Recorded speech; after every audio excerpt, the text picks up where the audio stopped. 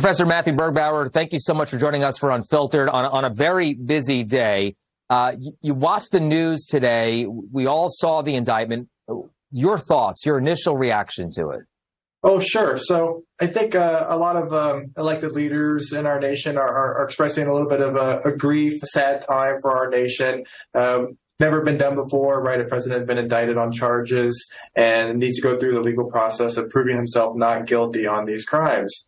And it's 37 counts of criminal charges, right? That's a lot. So you can go through a 49-page document to try to understand the evidence that the federal government has and the Justice Department has investigated on really surrounding this classified documents keeping and sharing of some of that information. And it's very sad. From a political standpoint, does this hurt or help the former president, in your opinion? Oh, well, yes, I've seen reports of where he has been indicted before by a state of New York. And it turned out to be a pretty good campaign motivator for him. I don't know about poll numbers per se, but I know on the dollar side of it, he was able to fundraise, do a fundraising blitz, and then in the following days and weeks, and end up getting north of $12 million, all surrounding kind of a politicized charge, as he would call. So I expect him to do that again on the money side, right? His campaign team will try to gear up his base to get some more donations on his side to fight these legal battles. Now, on the polling side of it, that's still, I haven't seen any evidence to suggest that it will help him at all. It will provide more ammunition to his opponents in the primary. We haven't seen that yet. A lot of Republicans are coming to his side and making the arguments about a politicized Justice Department.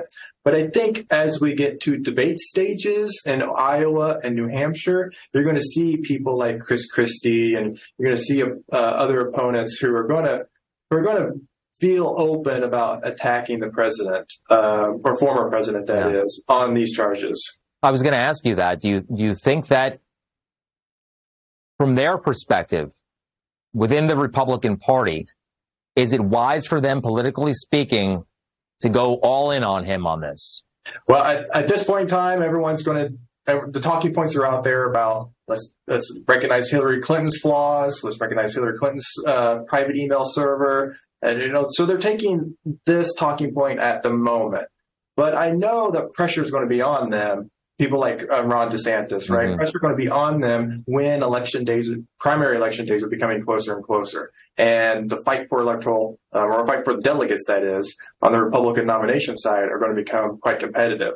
And that temptation is too great about how you mishandled classified documents, how you put defense plans in jeopardy by sharing them with people who did not have classified clearance. It's just the candy is just too sweet right there to not take it if you're some of these major opponents. Right. I know you're a political science professor, but when you look at the indictment, you look at the charges, are you nervous for the former president? Sure, he should take these very seriously. Yeah. The state of New York as well, and the charges there he should take very seriously. The Justice Department they have a special counsel who investigated these charges. They've taken it to a grand jury.